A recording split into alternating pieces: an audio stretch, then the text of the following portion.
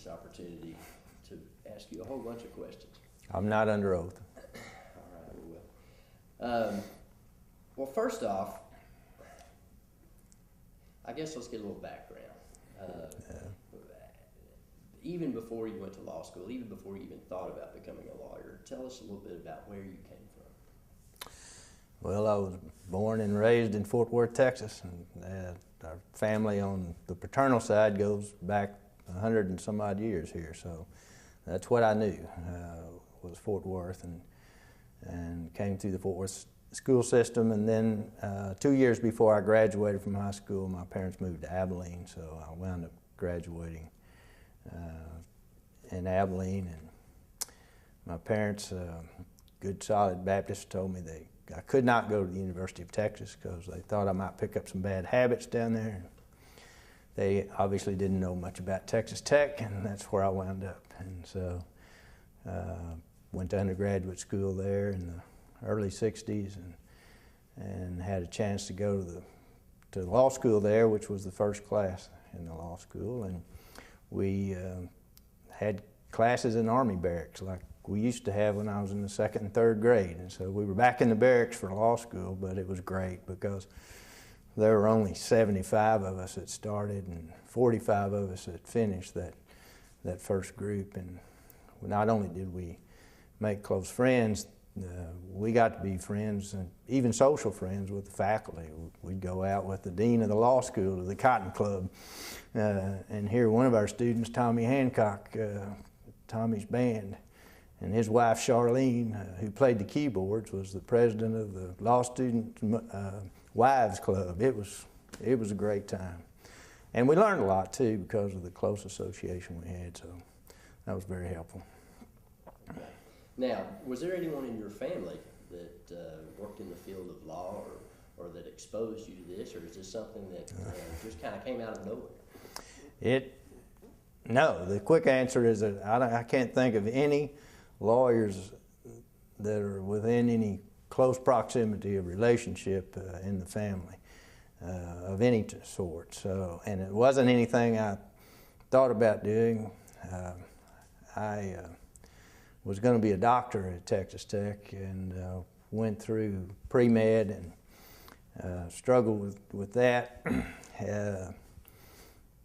My math aptitude wasn't really great. After I was turned down a medical school application, I decided to try the dental school route and went over to see what my grades were at Baylor Dental School in Dallas, and the woman looked up with this startled look on her face after she'd found my grades and said, "Mr. Evans, we've never had anyone make a 1 on a math aptitude test before."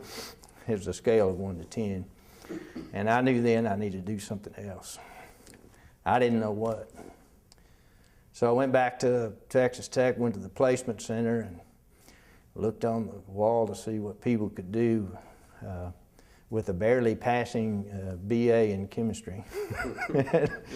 And it didn't look too good. And I could have been a mud salesman, I think, for an oil field production company and traveled around West Texas selling mud. But as I was about to leave the building, I saw the law school aptitude test being advertised on the bulletin board, and it was in a couple of weeks. And back then, you know, you didn't study for it. I guess you didn't. At least I didn't. I said, well, I ain't doing anything anyway, so I went and took it and did real well. So here I am. Well, now, when you got out of law school, did you have a quote-unquote career plan? Where did you see your legal career taking you when you graduated? One of the reasons I wanted to be a doctor, and one of the reasons I decided law might be good, is because whatever I did, I wanted to work for myself. I did not want to work for anybody else. I didn't want to be a salesman. I didn't want to have to answer to anybody. That was the main thing. So that's kind of what I had my eye on, and so therefore I wasn't planning on getting in a big firm. I wanted to have my own practice, and I really wanted to be a trial lawyer. You know, after I got to law school and got to thinking about it, and as luck would have it, and this was blind luck, I wound up meeting Broad Spivey, who was a young associate with the top plaintiffs law firm in West Texas, which was in Lubbock. And Broadus had just gone to work for them out of the county attorney's office, and he was a young lawyer, not that much older than I was. But those three guys in that plaintiff's firm took me under their wing for those 3 years I was in law school. And I learned more from those people than I have in any 3-year period of my life about anything. I mean, it was just a great, lucky experience. So as a result of that, I was headed toward being a trial lawyer when I got out of law school. Now, had you identified any certain type of trial law, or did you see yourself becoming a criminal lawyer? Oh, no. I was going to be a rich plaintiff's lawyer, just like these guys were. And damn, I wish I had stuck with that. But anyway, I went, everyone told me, but go to a district attorney's office, be a prosecutor. That's the only way to get quick trial experience, which it, to a certain extent still is, but it certainly was then. That's the way all the trial lawyers had done it. So I started searching for a DA's office to go to, and I wound up in Beaumont. Stayed down there for a whole 4 months before a plaintiff's firm here in Fort Worth called me and said, look, we had a guy quit and we'd like for you to come up here and take his place. I had made application there. And I thought, great. So we put the house on the market and moved to Fort Worth. Of course, by the way, I forgot to mention that throughout, even in my undergraduate career, as you probably don't remember, you were born when I was a sophomore at Texas Tech. So then your brother being born 4 years thereafter. So I had 2 kids and a wife, and during not only undergraduate school, but law school, and then down to Beaumont. So we moved to Fort Worth. I got here, and 2 months later, that plaintiff's firm, it was 2 people, 2 lawyers. They split up. One got a chance to get a better opportunity and took it. The other guy couldn't afford to hire me by himself, so he called the DA's office in Fort Worth, and they hired me sight unseen just because he knew the first assistant. And I was going to go down there for a year or 2 and get out and make my fortune in the plaintiff's practice, and stayed down there for 5.5 years, and here I am. I'm not complaining. Now, you talked to the membership of TCDLA, and a whole bunch of members took the same route. They went to work initially for district attorney's offices. They got trial experience, and then there's another segment of the membership who proudly went straight out into defense work and never crossed that threshold as a prosecutor. What about working at the DA's office do you think either influenced your career as a defense attorney or in any other way shaped it?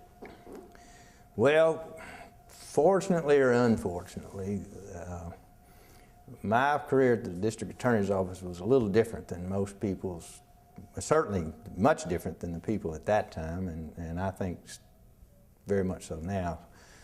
But I wound up being more of a cop than a lawyer during that time. I mean, I tried and prosecuted cases, but I was assigned, actually we'd figured out there was a federal grant that if you'd go down and be in the, quote, organized crime division, to stamp out rampant organized crime in Fort Worth, Texas, that you could get a lot of federal money.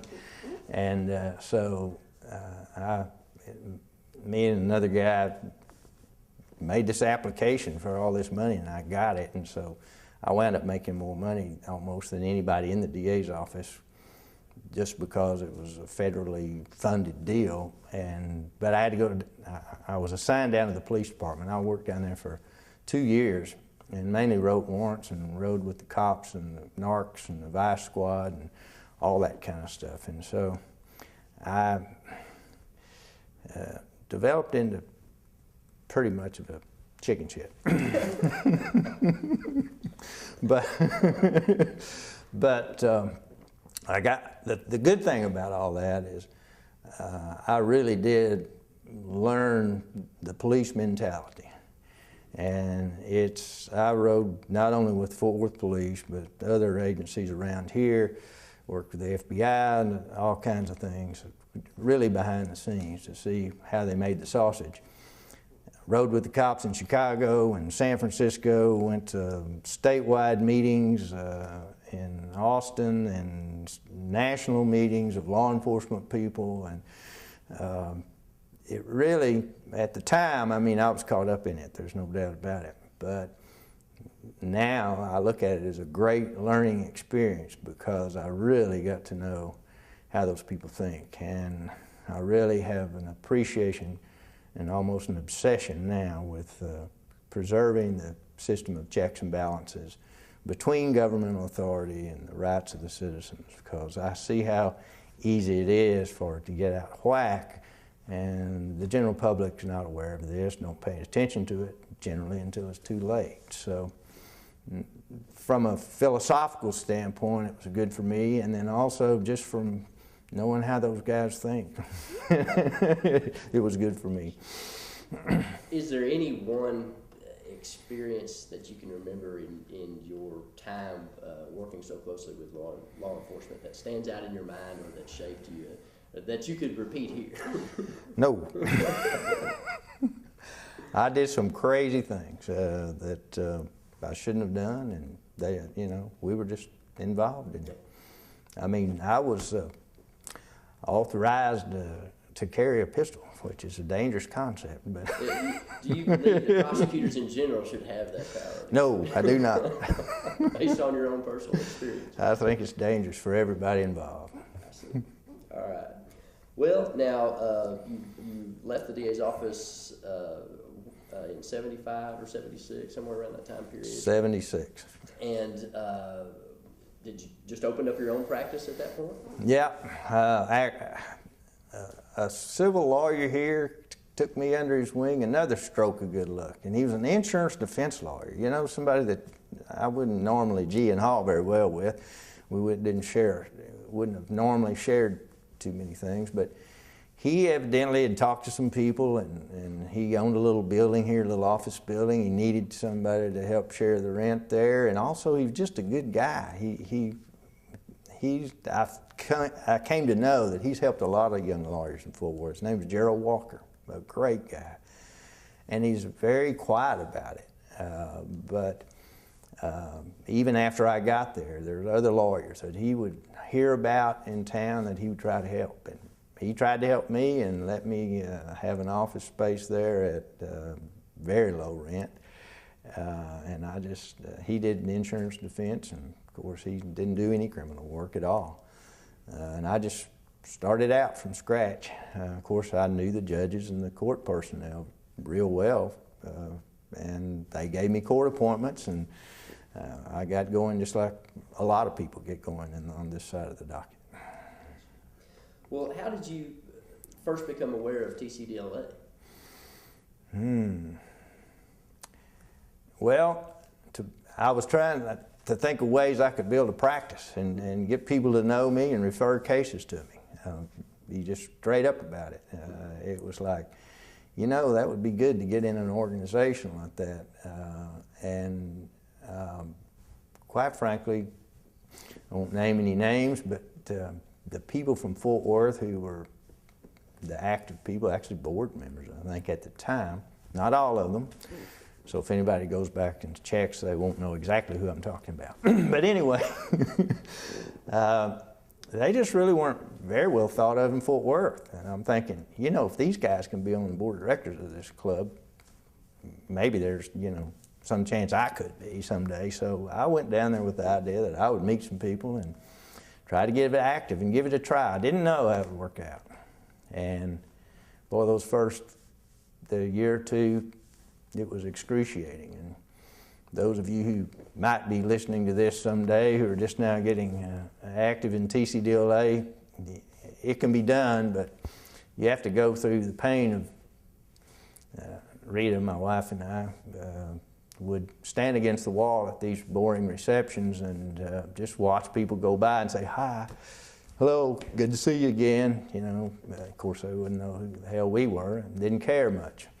But if you have enough ego to not be worried about that, which there are good things about having the ego. You know, you don't worry about a lot of stuff because you don't really give a damn what other people think about you. So, at any rate, we toughed it out. And the real turning point was, I remember a meeting in Austin, and it was pretty much a male organization back then, although we had a sprinkling of female lawyers, even in the 70s. But there was some hard drinking going on. Not to say that there are many teetotalers in the club now, but at any rate, it was pretty much, we took dead aim on it, that's what I'm trying to say. And one evening at one of these receptions, they needed somebody to help them behind the bar. I could figure that out. The line was too long, so I just got back there and started pouring drinks and mixing and getting ice and all that stuff. I met a lot of people in a hurry back then, and so for the next meeting or two, I became the bartender, and shoot, that's all it took. I was in after that.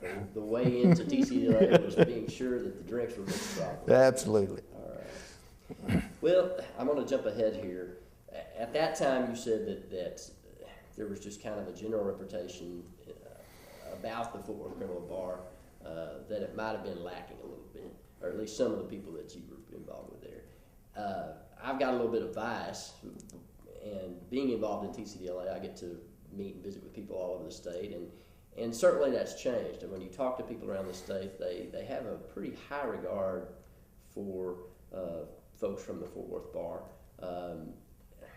What role do you think TCDLA might have played in helping turn things around? I think it was both. Well, let me back up and say, we had some very good lawyers at that time. Mm-hmm. There were some excellent lawyers doing criminal defense work when I was in the DA's office, but they weren't members of TCDLA. For whatever reason, it really hadn't caught on in Fort Worth.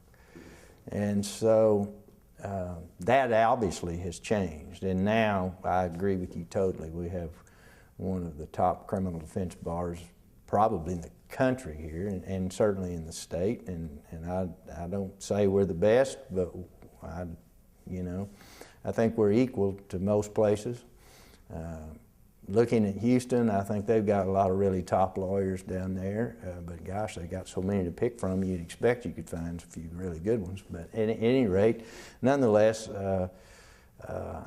it's hard to put my finger on how it got to be popular, or not popular, but how TCDLA became accepted and the lawyers in Fort Worth got interested in it.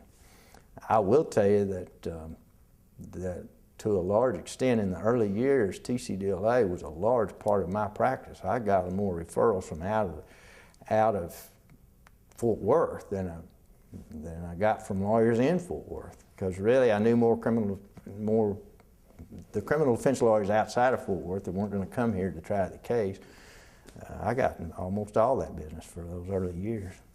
And it could be that some folks observed that and thought maybe they could get some of it, and it's worked pretty well. I don't get near the percentage I used to. Drawbacks to local involvement there. Exactly. Do you have any thoughts on how other local bars, other cities, how TCDLA can attract leaders in those bars to be involved? That's happened here. You know, we've been trying to do that since I got active, and in the 70s after I became pretty active, and then fairly soon on the board of directors, and then up through the officer chain. TCDLA then and now, and I predict always, will be trying to go to other towns to generate more interest and recruit people to become interested in it, and to try to get the top lawyers in those cities to become members. However, it's such an improvement from the way it used to be that there are very few top lawyers, top criminal defense lawyers nowadays, in my opinion, that are not in TCDLA. So I think that pendulum has swung way over to the other direction. Well, let's go back to the early years that you were involved in TCDLA.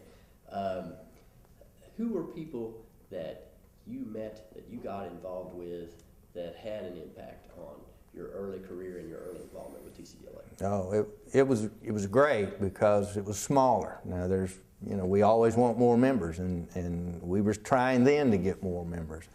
But there's good and bad. The more people you have in a group, or the more people you have in a room, the less personal involvement you have. It was smaller then, and the top lawyers, Emmett Colvin, Charlie Tessmer, Racehorse Haynes, those kind of people you had ready access to those guys. And you became friends with them, have a few beers with them, as I said. And a lot of the talk was not at the meeting itself, but after the seminar in the bar at the hotel, and just great lawyers and fun people to be around that took an interest in younger folks like me. Of course, they like to talk about how they do things and what they do, and I'm happy to be the sponge and soak it all up. I've had very few original ideas in the practice of law, but I sure soaked a lot up from them. But just to name some more names,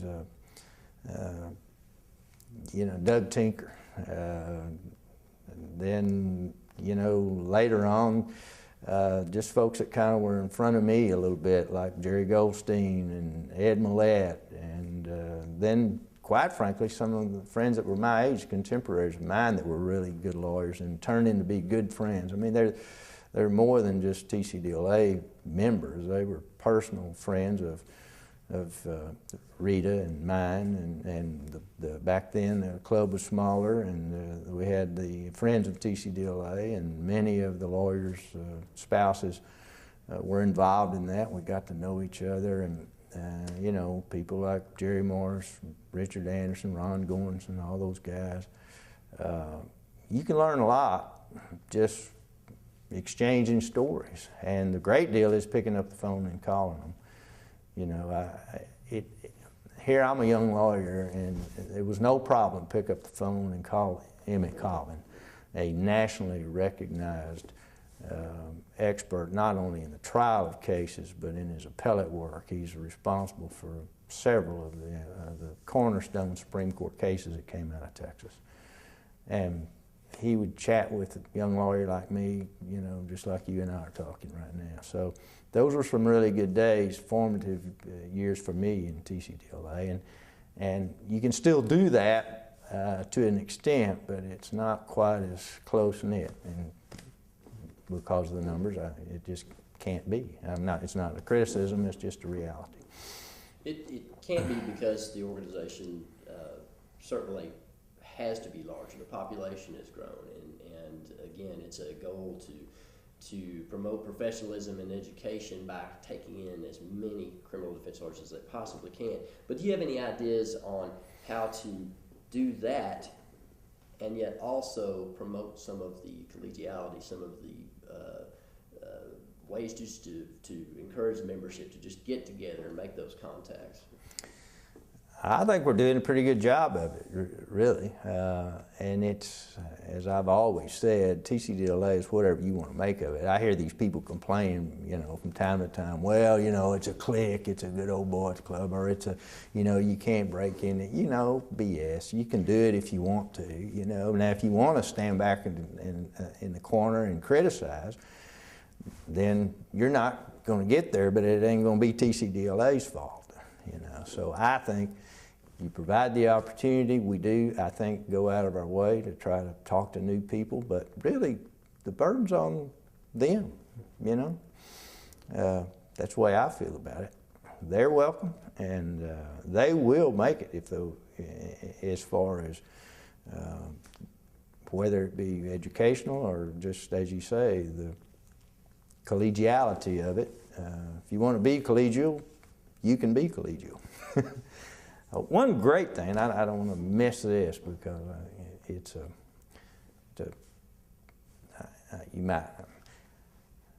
I hesitate to use the word passion because I'm not really kind of a passionate personality, but if I had one, it would be the Texas Criminal Trial College, and that all started because in 1977, after I got out of the DA's office, I thought I was a pretty hotshot trial lawyer at the time, but I realized that I had never defended anybody, and I thought I'd go down to this college and kind of figure it out. Well, I got down there and learned pretty quick I wasn't nearly as accomplished as the people who, like Doug Tinker and Scrappy Holmes and those kind of people that were teaching that course at that time. And I learned a lot, and I wanted to go back. And then in a few years, they asked me to be on the faculty, and I've been down there ever since the 70s. And it's just a wonderful experience. Not only, I learn something now every time I go down there. So it's just a good deal for everybody involved, not just the students, but the faculty members. And I attribute a lot of my success in practicing law and in, with the various organizations I've been involved in, to my experiences in Huntsville. Let me stop there and ask you about the differences back in the late 70s when you first got involved with programs like the Trial College and the way that was funded and the way that participation was encouraged versus now. We have grant funding, we have all these other things. Any thoughts on that? Well, we got a little bit of money even back then, and that's Scrappy Holmes and John Boston and folks like that really knew people in the state bar and knew folks in the legislature. Back then there were criminal defense lawyers in the legislature, and not just one or two. There were a bunch of them. The legislature in the 70s was made up of a lot of lawyers. That's all changed, unfortunately, in my opinion, because we've got too many people down there writing laws that don't know what the effect of these laws might be. But I digress. But at any rate,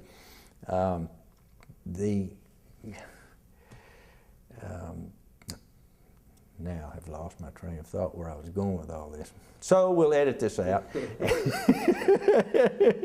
What was the question? Differences in the ability to do things like the Trial College and other seminars. Funding. Yeah. Scrappy and those guys got funding from the state bar for a little while, and then figured out how to get grant funding so we got a little bit of money.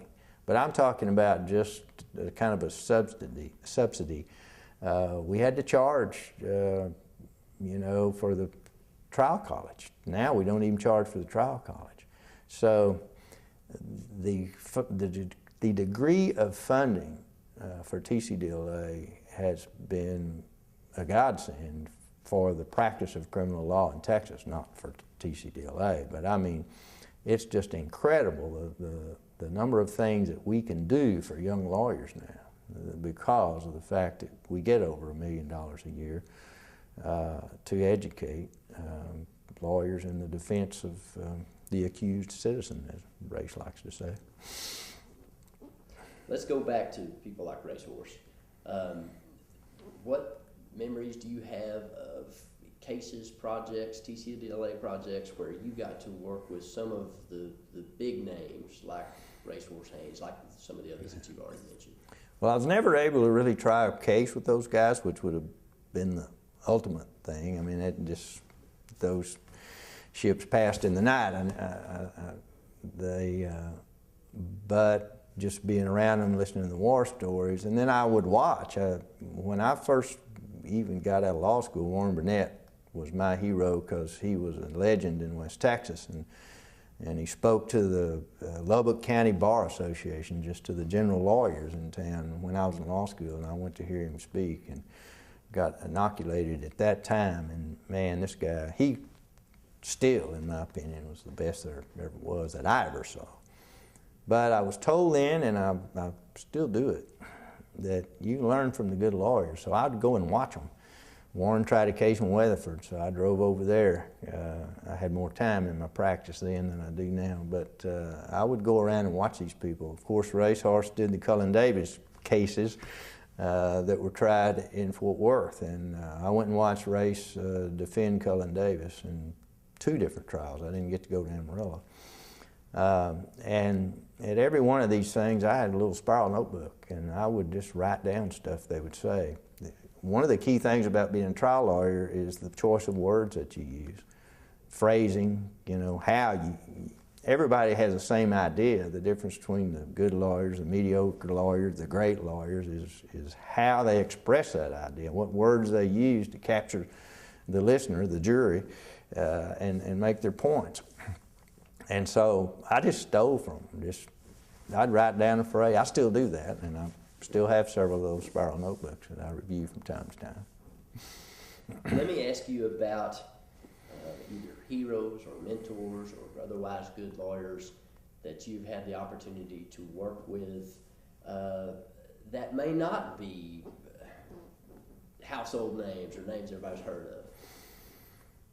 Well, my main mentor is Broadus Spivey, who people have heard of if they do any plaintiff's work. A lot of criminal lawyers wouldn't know Broadus, but and then he became the president of the state bar one year, so his name has been out there.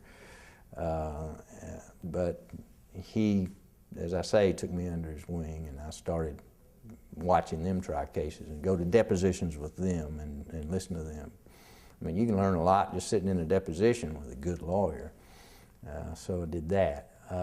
Other lawyers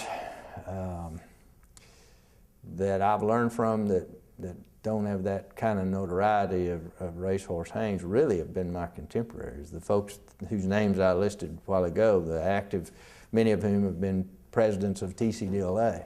People like Jerry Morris, for instance. He was in the Branch Davidian case.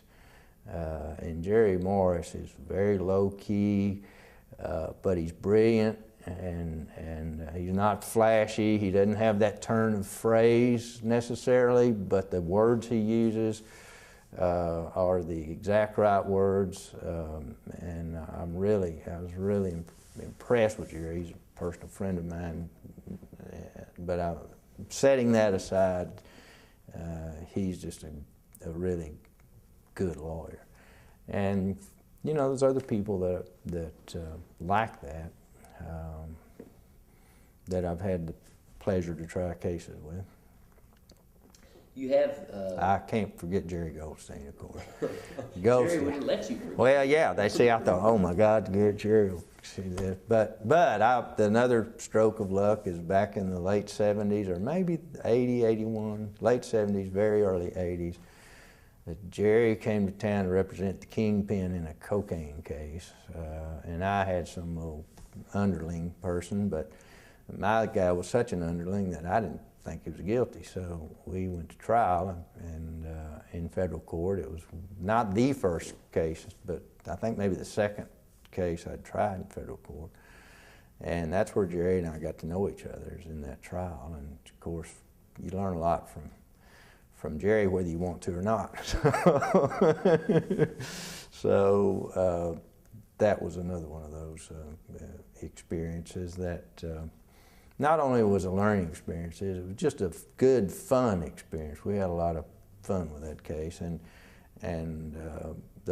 I got to be good friends with Jerry and Chris, and that's lasted up to now. So that never would have happened, in my opinion, if he hadn't just come to town back in the 70s, and we tried this case together. You've been fortunate enough to be involved in a number of high-profile cases, probably the foremost of which was the Davidian case, which you just mentioned. Tell me what stands out in your mind about that. Tell me, when you think of that case, I know that, well, the trial itself was a long trial. There's many, many things. You can't probably condense it down to 3 sentences, obviously, but just tell me a little bit about that. One of the things that stands out in the trial of that case is Douglas Tinker. Now, Doug, to those of us who know Doug, and certainly the people in South Texas, is a legend like Racehorse. But for whatever reason, part of it's because of Doug's personality. He's just a laid-back guy, man, and he is, he's not a promoter. But Doug Tinker is up there with Racehorse Haynes, Warren Burnett, all those people in my mind. And his cross-examination in that case was just great. He has anybody that knows Doug knows that he's a likable guy. You know, he's like a cross between Santa Claus and who else? He's a Santa Claus that can cut your guts out before you know it happened. He's a non-offending assassin. and as far as the trial of that case, watching him work, and as I've already mentioned, Jerry Morris in a more low-key way. And I have to say that of course, I've tried several cases with Jeff Kearney, and Jeff's a great lawyer, and Jeff did a good job of cross-examining the informant in that case. I thought that was, those, and I could go on. It was just a lot of good lawyers, and being in that case, that was the most fun I've had practicing law, was being in that case, because you were in it for all the right reasons, and that was to uphold the system of checks and balances, to expose the government excesses and outright lies that it turned out to be, and to show the public that law enforcement is not always right, and there's good reason to be skeptical, and there's good reason to have them have the burden of proof beyond a reasonable doubt and presumption of innocence, because those are the things that protect us from people like that. So we were doing that, but also those people, at least the ones in that courtroom, and certainly my client and Jerry's and several of them, were just harmless kooks, you know, and they deserved a defense. And the federal judge in Waco was appointing lawyers. The guy that didn't have trial experience. The guy I replaced was a divorce lawyer who'd been in Army JAG, and he'd done some JAG trials, but not very many criminal trials, and no state court criminal practice. He just opened his practice in Waco, and he was happy. He was like, when I said, "Do you mind if I get involved in this?" He was, "Hey, here, man." And then the actual trial, I mean, it was like one of those busman's holidays where it was like camp, summer camp for trial lawyers. We were down there, and every evening we would stop by the Polo Club at the bottom of the hotel across the street from the federal courthouse, and we wouldn't stay in there long because we were working, but we would stay there for about 30 minutes to an hour maximum. We'd talk about the day, exchange stories, and plan how we were going to do this, and we'd all go back to our little cubby holes. But the teamwork, the feeling of collegiality amongst those really good lawyers was just great. And then, of course, the opportunity to go to Congress and be up there for 3 days and testify and expose all that misconduct from the law enforcement was just something that probably won't ever happen again, and doesn't happen to very many people, and I was just lucky that I was in the right place at the right time. Tell me more about that, about your opportunity to go to Congress and disclose what had been disclosed in the trial itself. Well, and we learned more.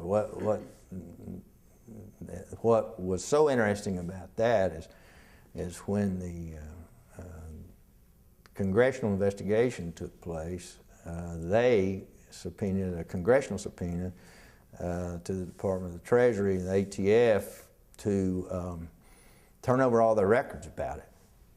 And the ATF responded by backing up a U-Haul truck and just dumping all that stuff on Congress, which, by the way, later case law has been held to be obstruction of justice if you or I would do it. But it's okay, I guess, if the ATF does it that way. But be that as it may, the congressional staff actually went through that stuff. And crazy Bob Barr, who was a former U.S. attorney in Georgia, and his staff knew about Brady. They knew what Brady was, and they found a lot of Brady stuff.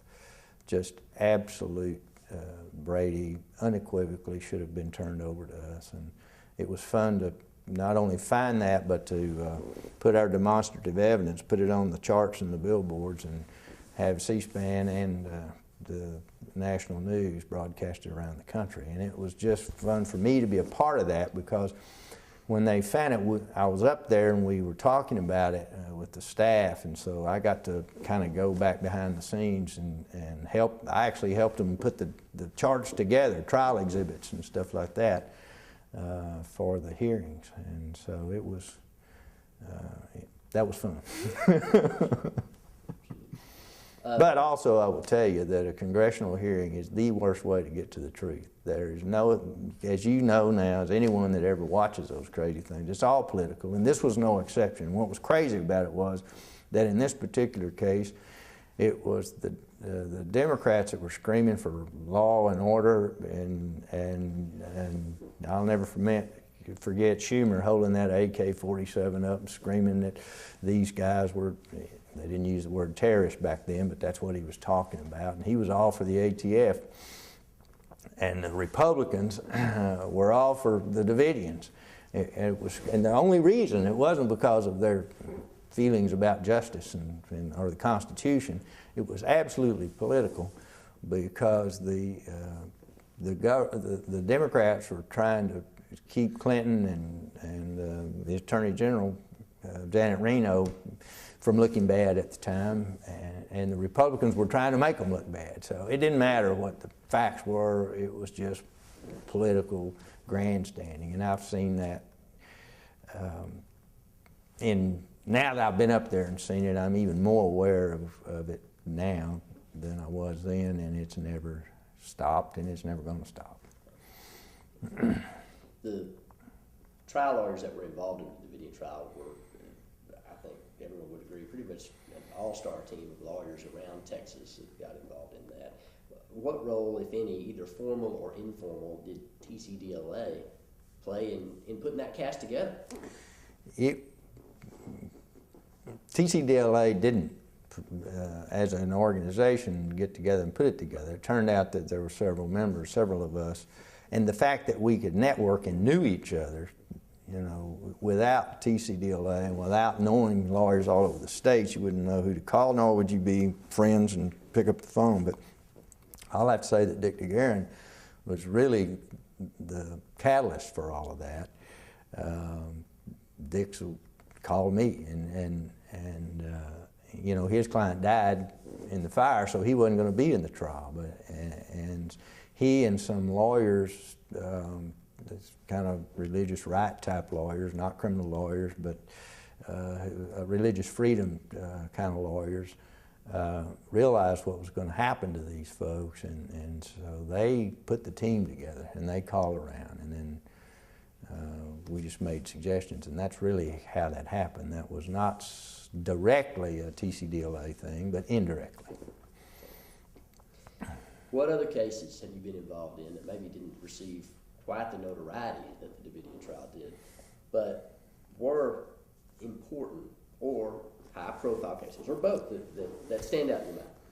Well, one of them I can never forget is Earl Dean Pugh. You folks have probably all remembered the case of Earl Dean Pugh. It was a Jacksboro Highway killing. And all my legal life, you know, I grew up in Fort Worth. The Jacksboro Highway has been notorious forever for being a place that's might be a lot of fun, but not necessarily too safe, either if you're driving out there or if you're playing pool out there. And so, sure enough, there was a killing out there, and I never had defended a Jacksboro Highway killing before, and I always kind of wanted to do that. So, got to defend old Earl Dean, and dadgum, if we didn't get Earl Dean off, he had shot this guy too many times in the back, but we had figured out why he'd done that. And so, anyway, much to everybody's surprise, and certainly Earl Dean's surprise, the jury came back and said not guilty. And Earl Dean, big old barrel-chested, red-faced redneck, he's grabbed the conference table, the council table there, and he jumped up and looked up into the sky and said, "Thank you, Lord Jesus, God." And I'll never forget that. I'm not sure he was all that familiar with the Trinity or the Supreme Beings, but he wanted to name everybody he knew just in case. So that's a case that sticks out of my mind, maybe not in anybody else's, but I had it. That was a fun case and kind of a milestone in my personal mind. Then some other stuff that's been interesting. I represented a district judge here who was a criminal, the judge of a court with criminal jurisdiction, and the 213th District Court here in Fort Worth, Texas, who got his very own mail fraud indictment and other things, but mail fraud indictment in federal court. And interestingly enough, speaking of legal technicalities, and as we all know, the prosecution benefits from more legal technicalities than we'll ever be able to dream up. But be that as it may, they prosecuted him for mail fraud for writing a love letter. And unfortunately, in this case, the love letter was to a probationer of his who he had saved from more than one revocation because of his extracurricular activities with her. And so they had decided that he had defrauded the citizens of Fort Worth from having honest government, which fortunately for him was overturned by the Supreme Court and said that can't be mail fraud because of the way the statute was written. Now that's changed and they've cured that legislatively. But be that as it may, he was acquitted of all but that. He was charged with some other things, which he was acquitted of, but he was found guilty of writing that letter, and that was mail fraud, and so the Supreme Court bailed him out of that. In between the guilty verdict and the punishments, when the Supreme Court verdict came down, talk about a lucky guy. This guy gets his case thrown out before he gets sentenced. And so, but that case was interesting for a lot of reasons. It received a lot of notoriety here in Fort Worth, of course, and then the facts were salacious. And there was a lawyer, a very well-respected lawyer who was acquitted, and a bondsman and all that. And they were all indicted for conspiring to do all this stuff. And that was a pretty big deal around here, but it was another one of those fun cases. Trial with Tom Hill, who does family law now, and Tommy and I defended Judge Cave, and he and I had gone to Tech Law School together, so that was fun. Then the other one that sticks in my mind is the Mrs. Baird's antitrust case, because I got to represent Carol Baird, and I grew up in Fort Worth, and Minnie Baird, old Grandma Baird, started her bread company in the 20s here, and they have all the TV commercials of Grandma driving the little buggy and the horses and delivering the hot bread, or they did back then.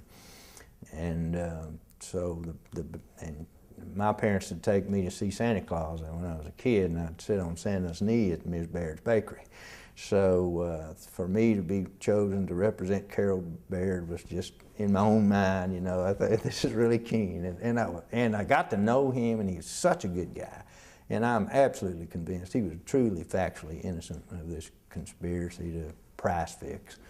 Now, although it's a very dry sounding case, you know, an antitrust case in federal court, I was honored to be able to do that. And of course, Carol was convicted, and it was fun to do because not only was it important, but Janet Reno had sent her top prosecutor from her days in the Miami district as being the district attorney for Dade County in Miami, Florida. And this guy was their top murder prosecutor and had a string of convictions and all this stuff. And he came flying into town at the last moment to be the trial lawyer and scooted those antitrust lawyers from the Department of Justice out of the way. And he came in there. And his opening statement, he picked up a loaf of Mrs. Baird's bread that he had laying on the table. Of course, this guy hadn't been in town but a few weeks. He had no idea about Mrs. Baird's bread being an icon and all those TV commercials of Grandma Baird driving her little buggy down the street. And Carol Baird had been on many of those commercials personally, so it was well known in the Metroplex. He takes this thing, starts trashing Mrs. Baird's Bakery, and at the end of his final argument, he throws it in the trash can.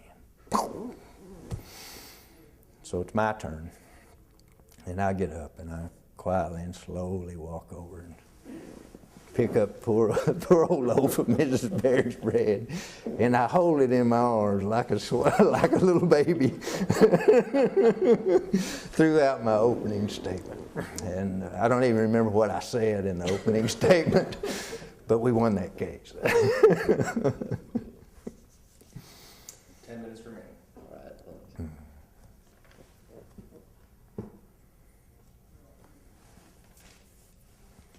Well, you talked about the people that you've been involved in. You talked about the big cases, some of the big cases that you've had the chance to be involved in, and a little bit about the TCDLA when it was just starting out and you were just starting out. This is probably too broad a question, but tell me your observations in all these years. How has TCDLA changed for the better? What are some things that have happened that maybe not so much for the better? Just your observations on the growth of the organization. TCDLA has changed very much for the better in a lot of ways. One is we're bigger, we got more members, we have a lot of interests, we have more diversity. People from all walks of criminal defense, and quite frankly, all ethnic groups, and a lot of women involved now, and it's just better because there's more involvement, more different ideas. It really was kind of a good old boys clique back then, which is not always all bad. That's usually a bad term, but it turned out that these good old boys were good old boys that had the right things in mind. But we didn't have the diversity we needed, and also we didn't have the money, and we didn't have the, at the time, at the early years, we didn't need the legislative lobbying that we have now. Now it's absolutely essential, and we still are beating our head against the wall. And the reason for that is because at the time, and this was in the 70s and early 80s, there weren't career prosecutors. Prosecutors back then would go to the DA's office for the same reason I did, and that's to get trial experience, and they'd get out, and then they'd rotate through. And these folks weren't just driven to lock everybody up and throw away the key. And they were allowed to be lawyers and to differentiate between cases and to say, well, this is not a cookie cutter deal. Nowadays it's a formula over at most DA's offices. If you're charged with this, this, and this, then here's the plea offer. And you can't go against that, because then you got to explain it to your supervisor, who's going to say, it's crazy. But there weren't career prosecutors, so they didn't have a legislative presence like they do now. They are now better funded through the state, same as we are, and they now have their own lobbyists down there. Also, as I said, there were criminal defense lawyers in the legislature, so the good old boy system would kind of work, because you would know enough people in the legislature to kind of get done. And the judges on the Court of Criminal Appeals were pretty much former criminal defense lawyers or judges. You didn't have a lot of this lock them up and throw away the key, and it certainly didn't have harmless error. That was a foreign concept. And so to that degree, back then, I don't think TCDLA even needed the resources that it needs now. So because of the fact that we have so many members and are well funded, we can do as much as we can. We can always obviously do more, but it's better in that we provide a lot more education than we were able to do back then. Young lawyers have a chance to come at minimal or no expense because of the scholarships that we can offer to CLE, which we could never do. And so I think across the board, certainly the quality of the representation, especially for the indigent and not technically indigent, but also, they got enough money not to have a court-appointed lawyer, but not enough money to afford the Cadillac defense. That's not as big a problem as it used to be, because we are able to educate and turn out really good lawyers at all levels. And we have a lot of dedicated people that are in public defenders' offices now that we didn't have before to fulfill those roles. And I just think that it's apples and oranges. I don't want to say that the old days were better than these days. It's just different. And it's different like all factors of society, in my opinion, is the difference. Bottom line, peel it all away, reason that it's different is because there's so many of us. The population has just exploded, and with a huge population like we now have in the world, things have to be done differently, and they are. Looking off, that's right. Looking off into the future, what does TCDLA as an organization need to be looking out for, need to be focusing on, in your opinion? I think that we need to focus as much as we possibly can, and more on two things: legislative things, not just when it's in session, but behind the scenes. I'm not criticizing. I mean, the folks like Keith Hampton that we have, I don't know how we got so lucky to have somebody like Keith Hampton to do what he's done, because without him, it would be a disaster. But no one person can do it on their own. We need really to have a presence and awareness in the legislature, but along with that, we need to have a presence and awareness in the community. We kind of are insular. We feel like it's us against the world, but we need to branch out. We need to start speaking to groups of citizens like the Rotary Club and those kind of things, and very logical, not throwing Molotov cocktails, but explaining the need for a system of checks and balances. We need to be talking to schools. We need to be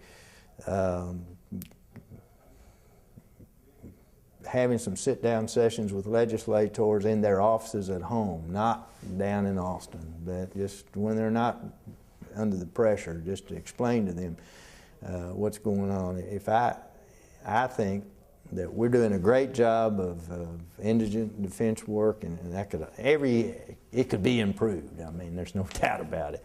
But I think that if we can devote the resources and some money to a greater awareness throughout the public and in the legislature for the need for a system of checks and balances, for the harm that the harmless error rule is doing to us, because it has empowered judges to try the case any damn well they please, and the injustices that creates are never brought to the attention of most appellate courts, or certainly not to the public.